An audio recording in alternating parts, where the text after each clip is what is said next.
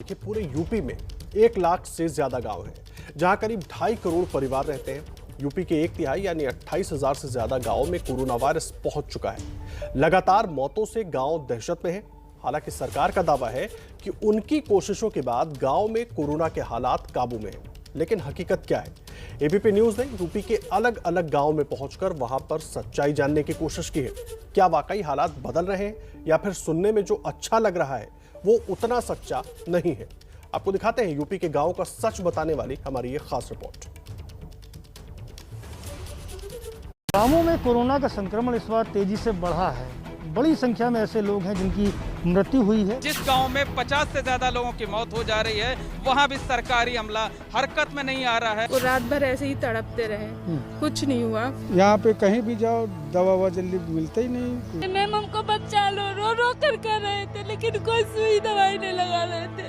होली के बाद से इस ग्राम सभा में अब तक 50 से ज्यादा लोगों की मौत हो चुकी है। 100 से कम नहीं मरे हैं सर, ऐसे तो गिनती नहीं है, 100 से ज्यादा है, 100 से कम नहीं है। सांस की बीमारी हुआ था तो कोई और लड़का भी मर गया, ठीक ना।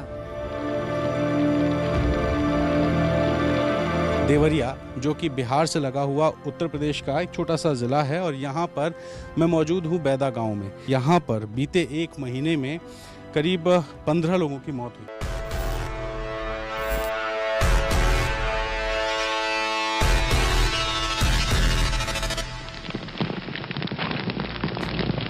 इस वायरस ने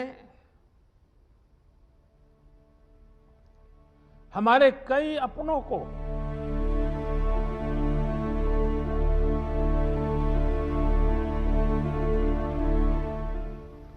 हमसे छीना है।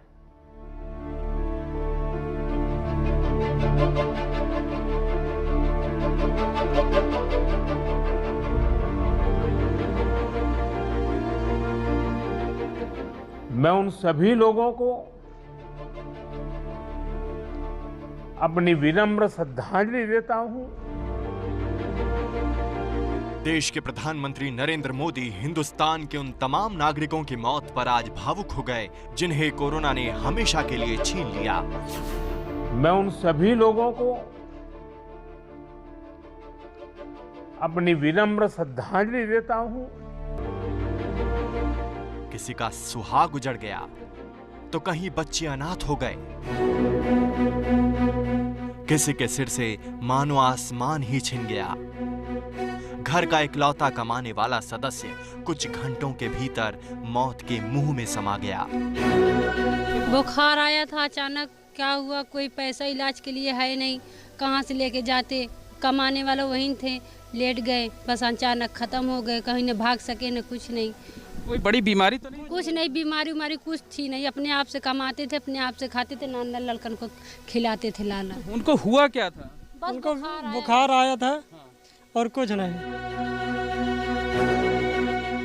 कोई कुछ नहीं कर पाया। एक अदृश्य वायरस जिसने पिछले 1 से 1.5 महीने में लाखों परिवारों को तबाह कर दिया और इनमें भी सबसे बुरे हालात देश के उन गांवों में हैं जहां एक के बाद एक लोग दम तोड़ते गए, लेकिन किसी को वजह तक का पता नहीं चल पाया, क्योंकि लक्षण तो कोरोना के ही थे, लेकिन ना टेस्ट हुआ और ना ही मौत की वजह पर मुहर लगी। ना कोई अधिकारी, ना कोई नेता, ना कोई मीडिया, कोई भी नहीं आया।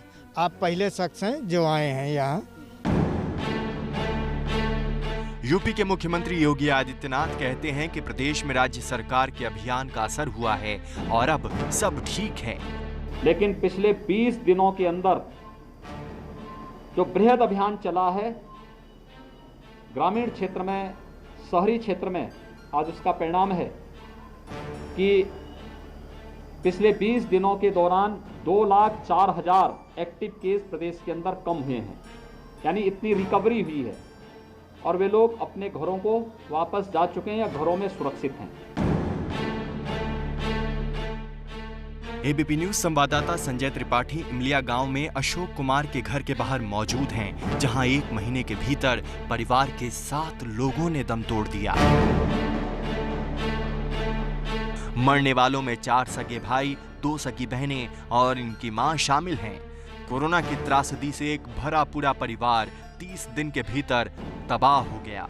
क्या परिस्थितियां बनी आपके यहाँ? एक के बाद एक 7 लोग जो है को कोरोना ने चपेट में ले लिया। सबसे पहले शुरुआत किससे हुई? संक्रमण सबसे पहले किसको हुआ? सब संक्रमण तो हमारे कई भाइयों में था, माताजी में था और बहनों में था, लेकिन सबसे पहले मेरी माताजी का मृत्यु हुई, जिनके मैं कोरोना जांच भी नहीं करा सका। मेरे 4 भाई बही तालाब पे एक हॉस्पिटल में एडमिट थे, जो हम दोनों भाई उनकी सेवा में लगे थे और मेरे घर की औरतें भी वहीं पर थी।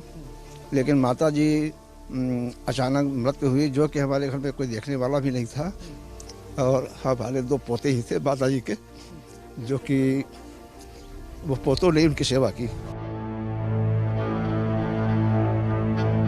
लेकिन कोरोना यही नहीं रुका। संक्रमण काल में घर आईं 2 बहनें मिथिलेश और शैल पहले पॉजिटिव हुईं और फिर वायरस से लड़ते हुए जिंदगी की जंग हार गईं। बताने के लिए कुछ बचा ही नहीं है, तो सब खत्म ही हो गया। कैसे हुआ था उनको संक्रमण, सिस्टर्स को? आपको सिस्टर को जैसे भाई लोगों से मिली, इनके लोगों के था, तो भैया लोग के संपर्क में आई हैं, तो उसके बाद ये लोग चली गई घर, तो उनको भी जो है सर्दी जुकाम खांसी और सांस लेने में दिक्कत होने लगी और धीरे धीरे करके वो तेज होता चला गया। वो लोग पता नहीं कैसे दवा कराए, कहाँ कराएं। हम तो अपने भाइयों के चक्कर में पड़ गए यहाँ, उन्हीं से नहीं छुट्टी मिल रही थी, तो इसलिए हम उनको लोगों नहीं देख पाए। बाद में पता चला कि वो जो है खत्म हो गई। इस परिवार में त्रासदी की एक इतनी भयानक तस्वीर है कि 4 महिलाओं ने अपने अपने पतियों को खोया है। लेकिन अफसोस ये कि परिवार जब मौत से लड़ रहा था तब प्रशासन झांकने भी नहीं आया। कहने के बावजूद परिवार के सदस्यों का टेस्ट नहीं हुआ, न ही सैनिटाइजेशन, और गांव वालों की नजर में भी ये घर मानो अछूत सा हो गया। 6 भाइयों का भरा पूरा परिवार, लेकिन मुट्ठी से जैसे रेत निकलती है वैसे ही कोरोना संक्रमण की वजह से एक एक करके 4 भाई अब इस दुनिया में नहीं रहे। परिवार के लोग हैं, उनकी पत्नियां हैं, उनसे बात करेंगे। हम लोगों ने पैसा लगाने में कोई लापरवाही नहीं की, हॉस्पिटल वालों ने ही जो कुछ किया, जांच नहीं करवाई। उनको भी ऐसी बुखार आया, जुकाम हुआ था, वो दवाई लाए। इसके बाद फिर वो दूसरे दिन भी दवाई लाए, फिर जाके वो हॉस्पिटल चले गए, वहाँ उनको ऑक्सीजन लगा दिया। पूरे गांव में सन्नाटा पसरा है। ये सन्नाटा 1-2 नहीं, पूरी 50 मौत के बाद का सन्नाटा है।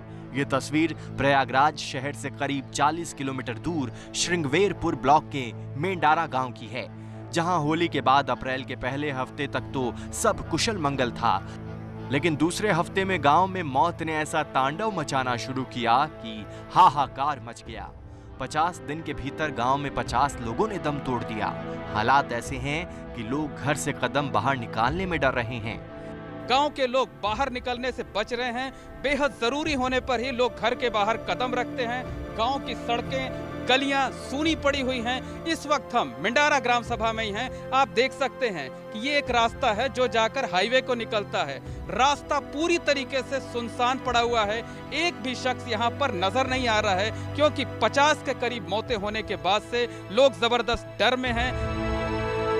हैरानी की बात यह है कि 5,500 की आबादी वाले गांव में 50 मौतों के बाद भी न तो कोई मेडिकल टीम आई और न ही कोई अधिकारी झांकने आया। सरकार तो कह रही है हम गांव-गांव, घर-घर जांच करा रहे हैं। नहीं सर, वो झूठ है। कोई भी नहीं आया, कोई भी जांच नहीं है। पेपर में आउट हुआ, उसके बाद भी कोई यहाँ जांच नहीं है, कोई भी नहीं है, कोई अधिकारी नहीं आया, कोई भी डॉक्टर, कोई जांच ही नहीं हुआ यहाँ पे। टेस्टिंग, ट्रैकिंग और ट्रीट, ये बात सुनने में तो बहुत अच्छी लगती है, लेकिन गांव के भीतर झांकने पर ये सच्ची क्यों नहीं होती?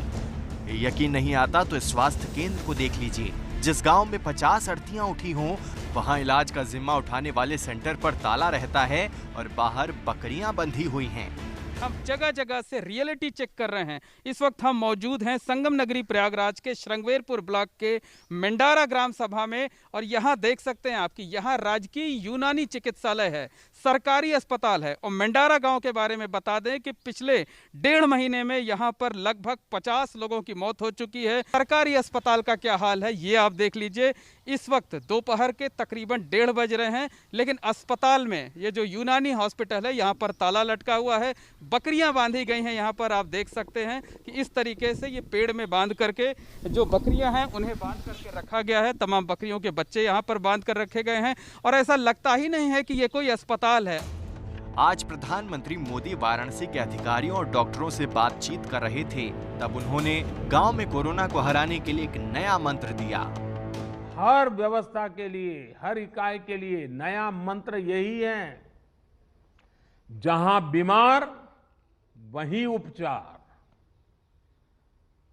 ये हम भूले नहीं, जहां बीमार वहीं उपचार। जितनी हम उपचार उसके पास ले जाएंगे, उतना हमारी हेल्थ व्यवस्था पर दबाव बहुत कम होगा। लेकिन सवाल यह है कि जहां बीमार वहां उपचार, ये होगा कैसे? क्योंकि उत्तर प्रदेश के गांवों का हेल्थ सिस्टम तो पहले से ही बेहद बीमार है। पूरे उत्तर प्रदेश में करीब 1 लाख गांव हैं, जो भारत के कुल गांव का करीब 16% हैं। यूपी के 1 लाख गांव में 2.5 करोड़ परिवार रहते हैं। यूपी के 2.5 करोड़ ग्रामीण परिवारों के लिए सिर्फ 4,475 अस्पताल हैं, जहां सिर्फ 40,130 बेड की व्यवस्था है। उसमें भी 22% डॉक्टरों की कमी है। सर्जन, फिजिशियन जैसे डॉक्टरों की 62% कमी। और गांव में इलाज के संसाधनों की कमी होती है तो क्या होता है, ये बताने और समझाने वाली कहानी यूपी के देवरिया में बैदा गांव से आई है, जहां एबीपी न्यूज संवाददाता रणवीर मौजूद थे। यहाँ पर मैं मौजूद हूँ बैदा गांव में। ये बैदा गांव जो है ये रुद्रपुर इलाके में पड़ता है और यहाँ पर बीते 1 महीने में करीब 15 लोगों की मौत हुई। मैंने एक सूची बनाई है, आप देखिए कि इस गांव में तमाम सारे जो लोग हैं, इनमें तारीखों के हिसाब से आप देखिए कि 6 मई को 5 लोगों की मौत हुई, वहीं 10 मई को 2 और 3 मई को 2 लोगों की मौत हुई और बाकी 1 तारीख को भी 2 लोगों की मौत हुई है। तो अलग अलग तारीखों में अचानक इतने सारे लोगों की मौत क्यों हुई, कैसे हुई, क्या कारण था, क्या लोगों में कोरोना का लक्षण था, इसकी पड़ताल के लिए अब जरा गांव में चलते हैं और हालात का जायजा लेते हैं। संवाददाता रणवीर गांव के भीतर दाखिल हुए तो बलिस्टर चौहान के घर पहुंचे, जहां उनकी 13वीं के लिए खाना बन रहा था। बलिस्टर के भाई ने बताया कि देवरिया से लेकर गोरखपुर तक भाई के इलाज के लिए भागते रहे, लेकिन अस्पताल ने लेने से मना कर दिया और फिर 6 इंजेक्शन लगाकर घर जाने को कहा। आखिरकार उन्होंने अपने भाई को खो दिया। मां को अब भी यकीन नहीं कि 45 साल का बेटा दुनिया में नहीं है। देवरिया के बैदा गांव में 6 मई को 6 मौतें हुई हैं, इसलिए कई घरों में 13वीं हो रही है। टेस्ट नहीं हुआ, इसलिए मौत की वजह का पता नहीं है, लेकिन ज्यादातर लोगों को कोरोना के लक्षण थे। संवाददाता रणवीर ने गांव में अलग अलग लोगों से बात की।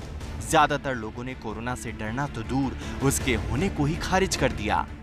एक दिन हमको जब मरना है तो डरना ही क्या। हमारे बैदा में ऐसा नहीं है, नया नहीं है। जब मरते हैं तो लाइन लग जाती है। मौत आएगी तुम्हारी जाएंगे लोग, तो कोई बात नहीं है। मौतों के बाद प्रशासन यहाँ टेस्ट के लिए भी आया था, लेकिन सरकार कितनी भी कोशिशें क्यों न कर लें, अगर ग्रामीण कोशिशों में सरकार का साथ नहीं देंगे तो कोरोना के खिलाफ जंग कैसे जीतेगा हिंदुस्तान। लेकिन घूमने के बाद एक चीज़ एहसास हुआ कि इस गांव में भले ही इतने लोगों की मौत हुई हो, भले ही प्रशासन के लोग आए हों, दवाइयाँ दी हों, जांच कराई हों, लेकिन तमाम सारे ऐसे लोग हैं जिनको ना कोरोना से डर है और ना इस तरह के हालात देखने के बाद भी कोई सबक लिया है। और यही वजह है कि जो गाँव की स्थिति है वो लगातार बिगड़ती जा रही है।